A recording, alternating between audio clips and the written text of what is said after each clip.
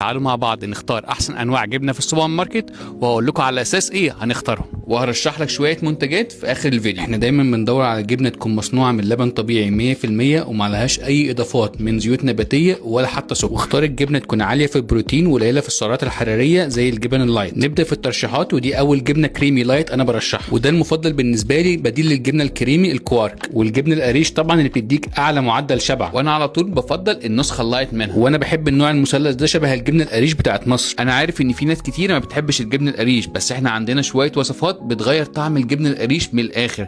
لو عاوز كل الوصفات دي اكتب جبنه قريش في الكومنتات وانا ابعت لك الوصفات على طول. ودي احسن جبنه شرايح. انا عارف ان ناس كتيره مش هتوافقني في الراي دوت، بس الجبنه البارميجان روجان دي جبنه صحيه عاليه في السعرات الحراريه بس برضو عاليه في البروتين، نستخدمها باعتدال. بالنسبه للجبنه الموتزاريلا اغلب المنتجات اللي موجوده في السوبر ماركت معموله من زيوت نباتيه، تجنبوها. بالنسبه للجبنه الغريبه دي جبنه بتتباع في السوبر ماركت الالماني بس قنبله بروتين، ال 100 جرام فيها 30 جرام بروتين. والناس اللي بتحب الجبن الفانسي جبت لهم الجبنه الفرنساوي دي، وكمان دي النسخه اللايت منها. نحاول نتجنب كل انواع الجبن دي حتى فيلادلفيا اللايت، والاثنين التانيين عليهم سكر، اما الجبنه دي معموله من زيوت نباتيه بس. ولو عاوز افضل جبن في السوبر ماركت حسب البلد اللي انت فيها اكتب لي كلمه جبن في الكومنتات وهبعت لك فايل مليان كل الجبن الصحيه حسب بلدك. سلام.